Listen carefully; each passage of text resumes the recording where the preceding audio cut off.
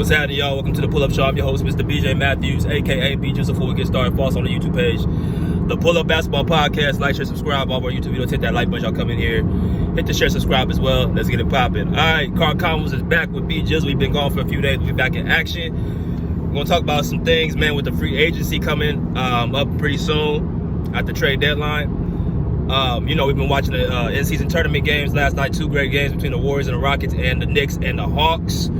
With the Hawks being the Knicks 108-100, and we got the Rockets being the Warriors 91-92. Great games last night. We'll probably talk about that later tonight when I get home. But I want to give y'all some light about this trade deadline. What I've been seeing with Jimmy Butler and Brandon Ingram, two all-stars caliber players on their respective teams. Now, this is gonna be a combo video. This ain't gonna be just, I want to speak on one person, this video on one person. I just decided to put them together because they're both the biggest free agencies this offseason right now. So, according to reports, and I'm saying reports by Shams Charania, he has two separate reports from Brandon Ingram and Jimmy Butler. Now, the first one with Brandon Ingram was he has reportedly turned down a $50 million extension deal from the New Orleans Pelicans, I believe last week. So now he's actually shopping to be a free agent. Brandon Ingram has been on the trade talks for the last, I think, year or so.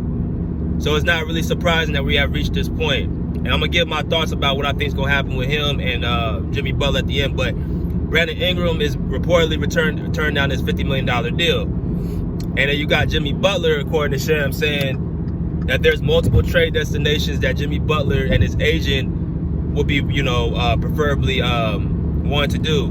The Houston Rockets, the Dallas Mavericks, and the Golden State Warriors are the top three. And then most recently, the Phoenix Suns. All right, so Jimmy Butler, on the other hand, he's a little bit more different. He reportedly wants a little bit extra more, but not the max deal. He just wants a little bit extra more salary because it's going to be probably his last contract. Now, I'm going to talk to y'all about what I think about these two situations. So, first, Shams, there's two different reactions from both of the sides. So, the Brandon Ingram trade, that's something that I feel like is going to probably happen. I think Brandon Ingram's going to be out in New Orleans.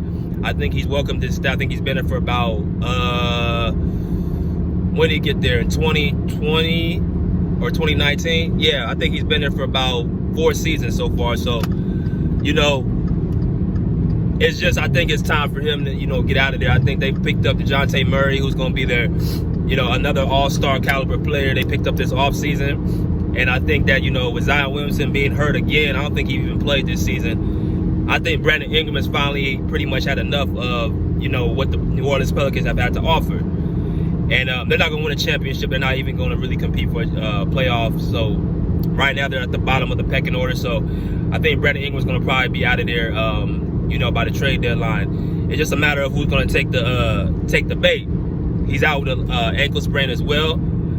And I think he's going to take his time getting back this season because, he's not trying to, get back on the court. It's really no point. And you don't want to hurt his trade. You don't want to hurt his trade value even more this season. So that one, I think that relationship has, ran its course.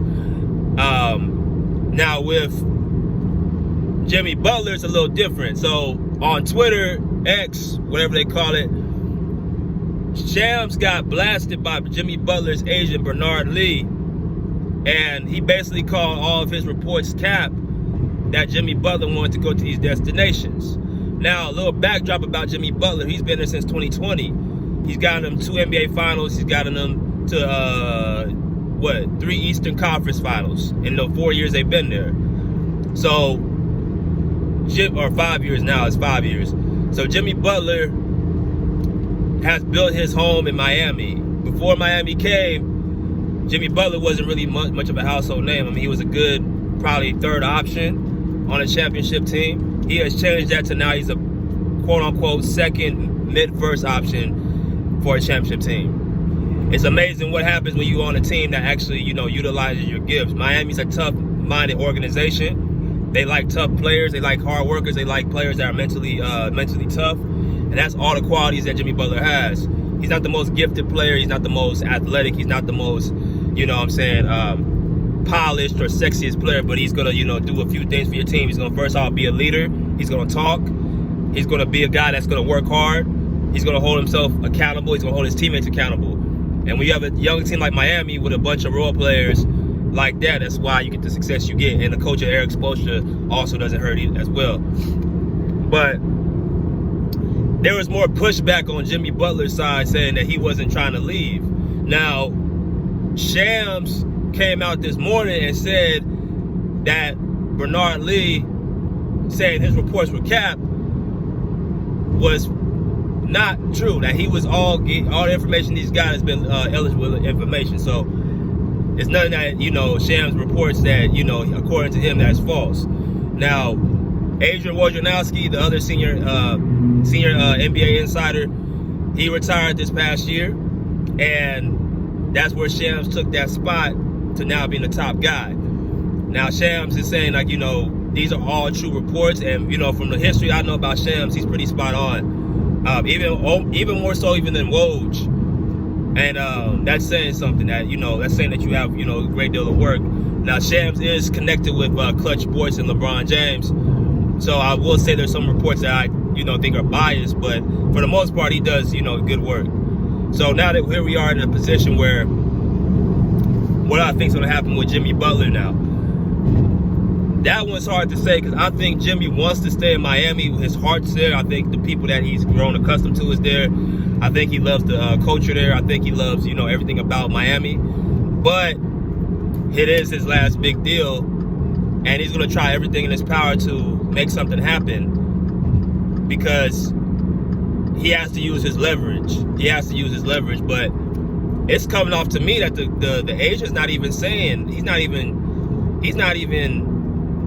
trying to use, he's just basically shutting them reports down. Like, he's not saying like other teams want to go to other teams. He's saying like that shit is false, right? So could it be that Pat Riley, he doesn't want to ruffle Pat Riley's feathers again and say, you know, look at Jimmy Butler with his antics and stuff? Because Pat Riley, the president of the Miami Heat, doesn't want to give Jimmy Butler the max because of his injury history, and he's not a big fan of his antics. I think he's actually getting annoyed with Jimmy Butler, but I see it from Jimmy Butler's side. Like, look, I've had more success.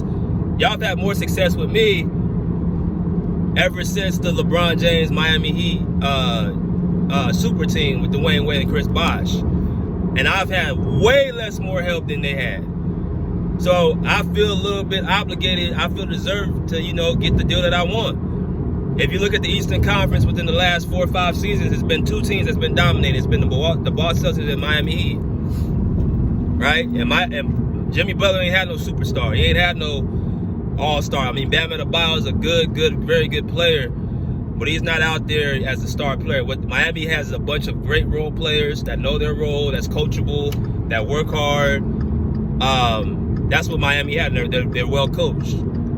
So, I mean, I can see it from Jimmy Butler's side. I don't know what's going to happen with him, honestly. I think he wants to stay. I think, you know, he wants to be in Miami, but at the end of the day, it's going to probably go down to the end of the season to see what's going to happen to find out, because I don't think he's not going to be traded by the trade deadline, that's for sure.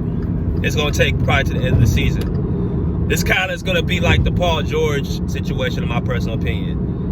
You got a guy that wants to stay where he's at, but because the organization is not cooperating the way he wants to cooperate, he's going to use that as leverage and be silent and probably just play his way out, play his contract out.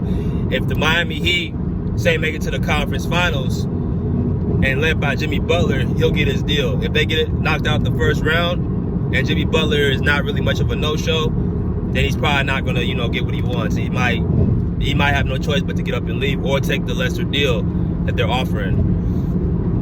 But that's all I gotta say about that, man. I'm about to head out here, you know, get some stuff done, man. Continue to follow us on all social media platforms: YouTube, Twitter, Instagram, and X. Until next time, Pub C, Pub Chat, Put Live, Pays out of here like swim wow.